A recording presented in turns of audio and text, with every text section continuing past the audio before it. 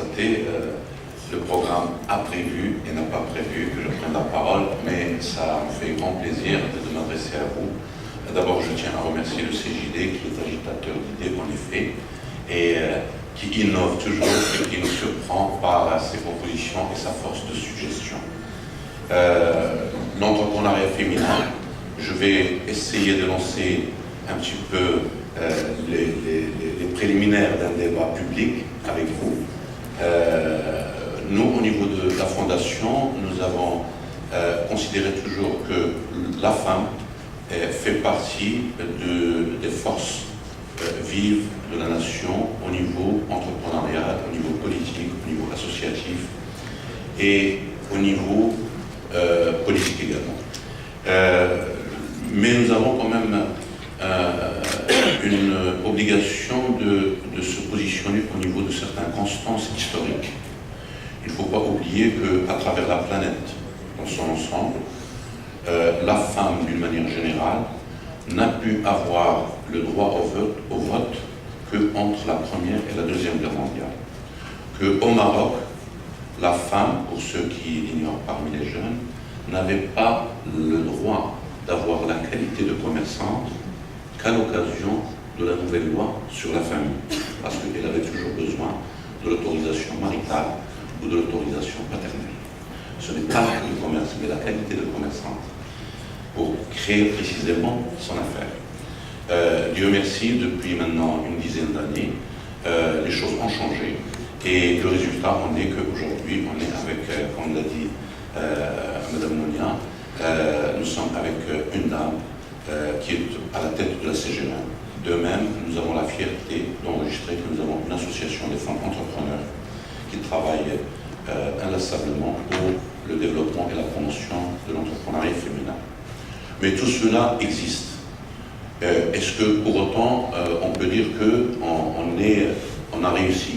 Non, on est sur la voie. On est sur la voie parce que les statistiques aujourd'hui, aussi bien qui ont été enregistrées au niveau du sondage qu'a réalisé la FEM, qu'au niveau des statistiques réalisées par la Fondation, prouvent que si effectivement la femme entreprend au niveau de la TPE et la PME, le pourcentage qui reste, c'est un pourcentage qui est encore timide par rapport à l'entrepreneuriat masculin. Quoique le rythme est accéléré. Encore faut-il savoir que dans ces statistiques-là, il n'y a pas enregistrement de tout ce qui est informel et tout ce qui est rural, comme ça vient d'être dit par Madame la secrétaire générale. Mais il y a quand même à élargir le périmètre de ces débats-là. Parce qu'il ne faut pas oublier que si on prend toute société, toute nation, et dans le Maroc, bien sûr, en est une, elle est composée principalement de trois tissus. Le tissu social, qui est composé des familles en tant que cellules, le tissu économique, qui est composé des cellules qui sont les entreprises et certains établissements publics, et le tissu politique, qui est composé des partis politiques et des institutions politiques. On peut y ajouter également le tissu associatif.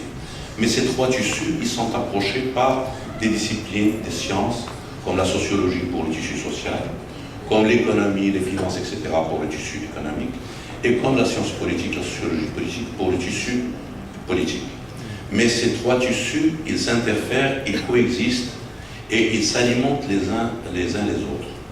De sorte que, si on prend en considération historiquement la société marocaine classique, qui date de quelques décennies auparavant, c'est-à-dire jusqu'à la décennie 70, la décennie 80.